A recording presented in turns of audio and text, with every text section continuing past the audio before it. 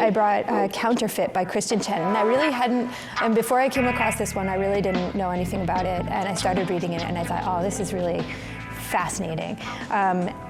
So the premise is two Chinese American Stanford grads take on the super fake luxury bag industry for a Chinese mob boss. And it's like Crazy Rich Asians meets Double Indemnity. We first meet Ava. Ava's a Stanford grad corporate lawyer, dissatisfied corporate lawyer, and a mom to 2-year-old Henri. She's living in San Francisco with her husband, rising surgeon Ollie, and is equally bored and stressed out of her mind. Her son is too much for her, and she wishes she weren't alone every day. So then enter Winnie, who is an estranged classmate of hers who actually ended up dropping out of Stanford, so they lost touch. And Winnie has a proposition for her. Winnie is involved in this super luxury fake business. So basically what they do is they walk into like Chanel or Longchamp or Louis Vuitton, buy a real bag, walk out with it, switch it with the super fake, which is made in a black factory in China. And they take that fake back to the store, as if like they're dissatisfied with the product, it just wasn't the right fit or something like that.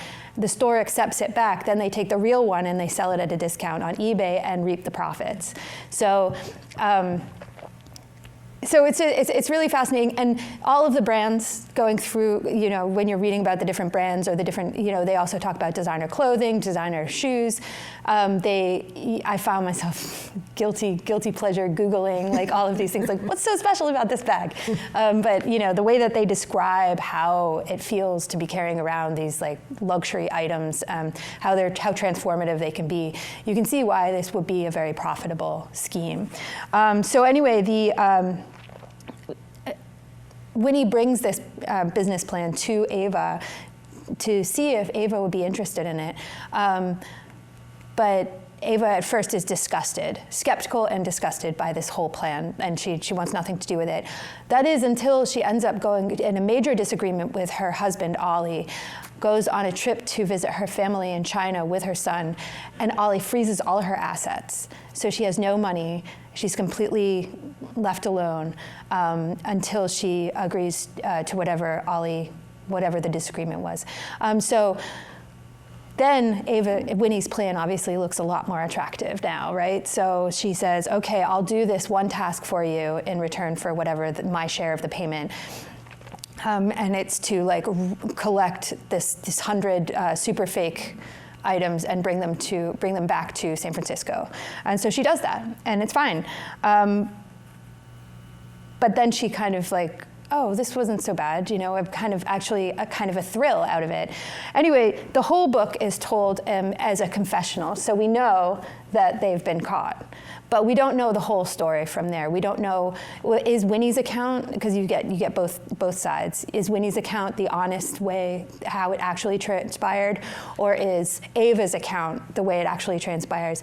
Or are either of them giving a false account in order to get away with the crime? So anyway, it's a really fascinating kind of inside look into this this black market, and it also contains really interesting details about the problems of fast and luxury fashion, as well as the pitfalls of global labor and how demand in the U.S. or the Western world creates all these crazy problems overseas. So it was really interesting. Mm-hmm. No, it sounds good. I like the idea of, I like those unreliable narrators, and it sounds like maybe this one has even 2 unreliable narrators. Yeah. So I like that.